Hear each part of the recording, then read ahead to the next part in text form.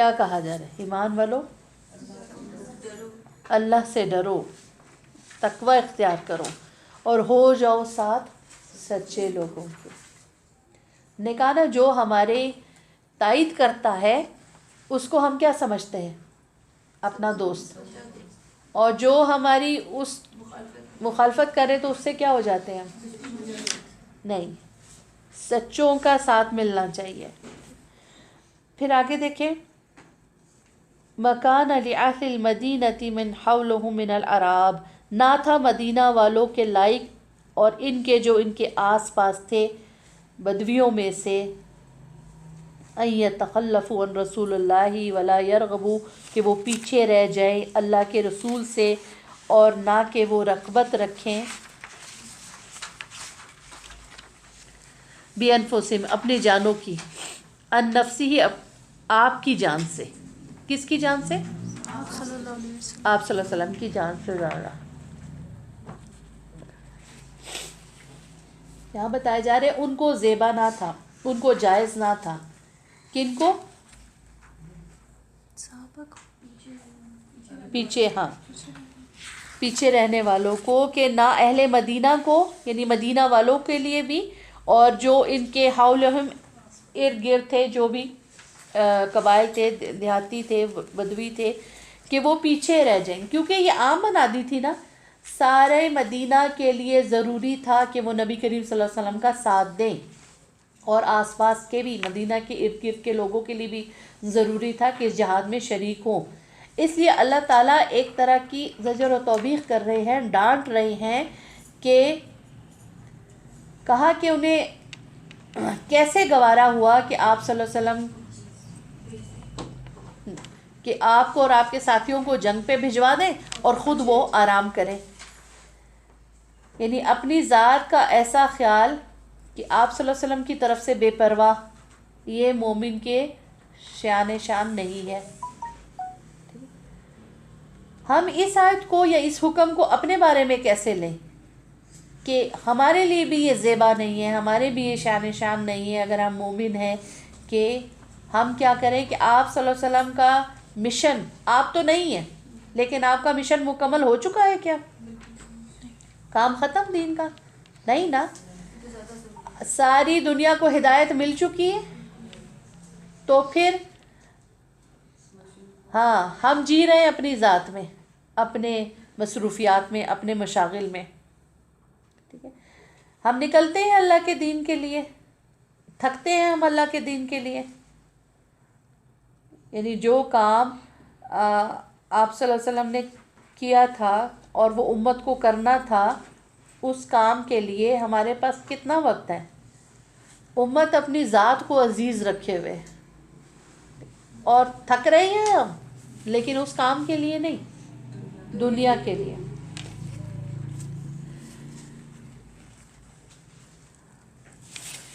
کہ نہ وہ رغبت رکھتے اپنی جانوں کی، آپ کی جان سے، ذالکہ یہ بیانہ بوجہ اس کے، لا یصیبہم کہ نہیں پہنچتی انہیں، ظمأ کوئی پیاس، ولا نصب اور نہ کوئی تھکاوٹ، اور ولا مخمصہ اور نہ کوئی بھوک، فی سبیل اللہ اللہ کے راستے میں، یہ بوجہ اس کے کہ نہیں پہنچتی انہیں کوئی پیاس اور نہ کوئی تھکاوٹ اور نہ کوئی بھوک اللہ کے راستے میں، اور نہیں وہ روندتے کسی جگہ کو،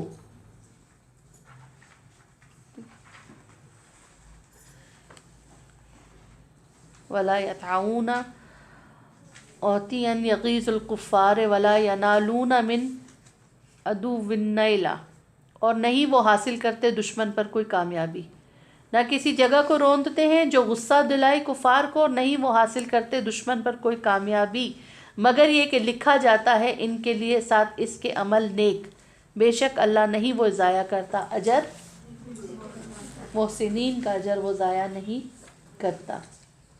یعنی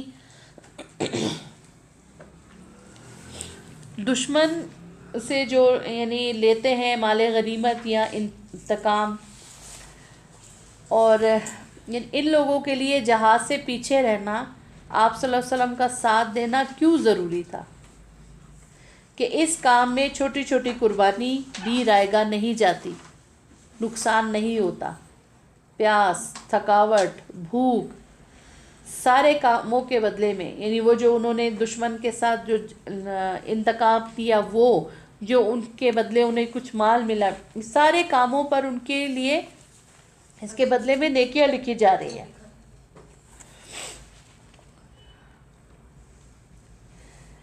یعنی یہ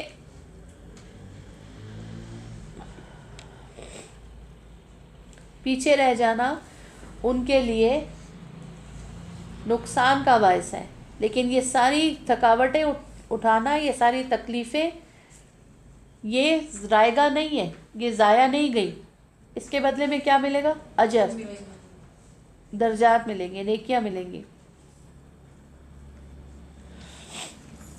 غزوہ تبوک میں نا پیچھے رہ جانے والوں میں ایک ابو حسامہ انصاری بھی تھے. وہ ان کا ایک بہت خوبصورت باغ تھا، بہت بڑا باغ. وہ اپنے باغ میں گئے، یعنی لشکر جا چکا تھا. باغ میں جا کے بیٹھے، بڑا سایہ تھا، بڑی اچھی سی یعنی خوشگوار ماحول، ایک ہوا. ان کی بیوی نے ان کے لیے وہاں پہ پانی چھڑکا، ان کے آرام کے لیے کچھ بچھایا، تو وہ وہاں پر آرام کرنے لگے. تو کہتے ہیں کہ جب میں وہاں پر بیٹھا اپنے باغ میں، اور میں نے سوچا کہ میں تو باغ میں آرام کر رہا ہوں، اور خدا کے بندے گرمی میں کوہ بیابان جو ہے وہ طے کر رہے ہیں. تو سب کچھ چھوڑا، اسی وقت تلوار سنبھالی، اور کہتے ہیں گرد اڑاتے ہوئے میں قافلے میں جا پہنچا. کیا وجہ تھی؟ دیکھیں فرق پتہ چل گیا نا کہ یہ جو ہے، یہ جو مجھے ساری جو اس وقت راحت مل رہی ہے، یہ سکون مل رہا ہے، یہ کتنی عارضی راحت ہے. تو اور وہ جو انہیں مل رہا ہے وہ بلند درجات کا سبب ہے، ہمیشہ کی راحتوں اور نعمتوں کا وہ ذریعہ ہے، یہ نہیں جو میرے پاس ہے. مگر یہ دیکھیں ہم میں سے یہ احساس کتنے لوگوں کو ہے جو ہم اپنی عیش و عشرت میں لگے ہوتے ہیں. ہم جائزہ لیں کہ ہمارا اچھا کھانا، بستر، آرام دہ جگہ پر جب ہم ہوتے ہیں، کتنی بار خیال آیا کہ آپ صلی اللہ علیہ وسلم نے کتنی قربانیاں دی ہیں، کتنی قربانیاں دے کر، کتنا کچھ کھو کر آپ نے اس دین کو ہم تک پہنچایا ہے. حقیقت میں ایسی بات ہے نا. دیکھیں انسان کبھی یہ چیزیں سوچتا ہے نا، تو ہم دراصل بہت آسائشوں کے عادی ہو گئے ہیں، اور ہم دین کے لیے بھی جب ہی کچھ کرنا چاہتے ہیں جب ہمیں پوری سہولت ہو، پوری آسانی ہو. ایک بار مجھے اچھی طرح سے یاد ہے کہ ایسے رمضان تھے اور بہت شدید گرمی، لائٹ نہیں تھی بالکل، یہ کافی ٹائم سے لائٹ نہیں، ہر چیز نے کام چھوڑ دیا. تو مجھے ظہر کی نماز پڑھنی تھی، اور میں انتظار کرتی تھی بس لائٹ آئے نا تو پھر پنکھے کے نیچے جو ہے وہ نماز پڑھیں.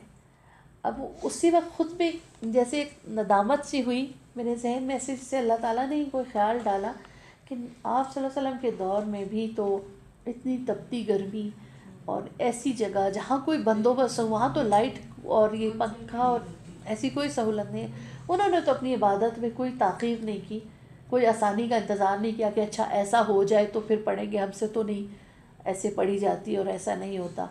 اپنے آپ میں اس قدر شرمندگی کا احساس ہوا کہ واقعی جبھی تو اللہ ان سے راضی تھا، ان صحابہ سے کچھ، اور ہم جب تک کوئی پوری سہولت نہ ہو ایک عبادت بھی نہیں کر سکتے. وہ جنگ میں جانے کے لیے بھی موسم کا کسی چیز کا انتظار نہیں کرتے، ہم گھر میں چھوٹی سی عبادت کے لیے بھی انتظار کرتے ہیں پوری آسانی ہوگی، ٹھیک ہے، ہر چیز سے، گرمی سے، اس سے بچیں گے تو کریں گے، ورنہ نہیں کریں گے. یہ ہمارا ایمان ہے، اور وہ ان کا ایمان تھا. یعنی دین کو عزت بلندی ملی جب انہوں نے مشکلیں اٹھائیں، قربانیاں دی. آج ہم دین کے لیے کیا کر رہے ہیں؟ ہمارا دین کیا ہے؟ ہمارا آرام. بہقی کی ایک روایت ہے کہ نبی کریم صلی اللہ علیہ وسلم فرمایا کہ اس امت کی اصلاح کی ابتدا یقین اور دنیا سے بے رغبتی کی وجہ سے ہوئی. اس امت کی اصلاح کی ابتدا یقین اور دنیا سے بے رغبتی کی وجہ سے ہوئی اور اس کی بربادی کی ابتدا بخل اور لمبی امیدوں کی وجہ سے ہوگی. سمجھ آ رہا ہے؟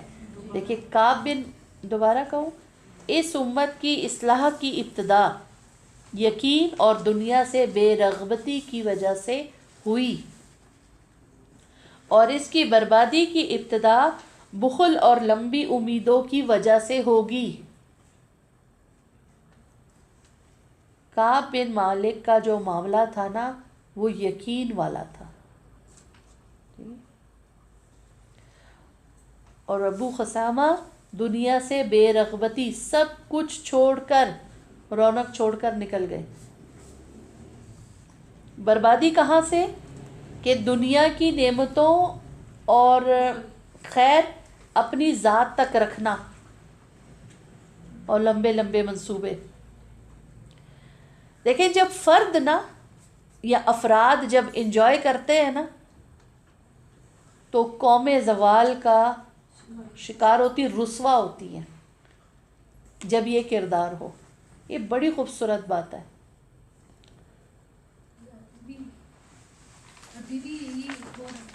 ایسا ہی ہو رہا ہے.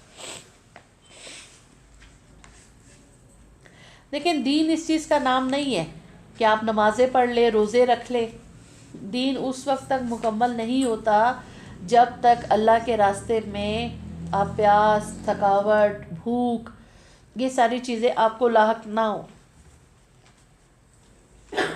دیکھیں جب ہمیں قربانی کرنی پڑتی ہے نا تو کوئی بھی چھوٹی سی، اس کا کتنی بار تذکرہ کرتے ہیں. کوئی بھی قربانی کسی وجہ سے، میں نے تو آج سارا دن کچھ کھایا ہی نہیں، بھوکی پیاسی میں ادھر بھی آ گئی، سوئی نہیں، رات بھی بے چین تھی، دوپہر بھی دیکھے سونے کے بجائے میں بیٹھ کے پڑھ رہی ہوں. ایسی چیزوں کا ہم بہت ذکر کرتے ہیں نا، اپنی قربانیوں کا تذکرے. دیکھیں یہ دین کی سنت ہے، دین اس سے زندہ ہوتا ہے. اگر نہیں کریں گے نا یہ قربانیاں تو آپ اپنی دینی زندگی کی آپ کی موت ہو جائے گی. دین کو تو کچھ نہیں ہوگا، آپ کی روحانی موت ہوگی، آپ کچھ نہیں ہوں گے. ہم دیکھیں عموماً جو ہے دنیاوی معاملات میں ہم بازاروں میں گھومنے سے نہیں تھکتے. وہاں اگر پیاس بھی لگ رہی ہے تو برداشت کر جائیں گے، بھوک بھی کر جائیں گے، اور کاموں کے لیے نکلیں گے، تکلیفیں اٹھا سکتے ہیں. مگر دین کے لیے ہمارے پاؤں شل ہو جاتے ہیں. گرمی بھی آڑے آتی ہے اور سردی بھی آڑے آتی ہے. ہر تکلیف دین کے لیے کیا لگتی ہے؟ اور یہی نکلنا کسی اور چیز کے لیے ہو، آپ سردی کو بھی نہیں دیکھیں گے، گرمی کو بھی نہیں دیکھیں گے، اپنی تھکاوٹ کو بھی نہیں دیکھیں گے، اپنی تکلیف کو بھی نہیں دیکھیں گے. کہتے ہیں دیکھیں ضروری ہے، جانا پڑے گا اور کرنا پڑے گا. ایسا ہی ہے نا.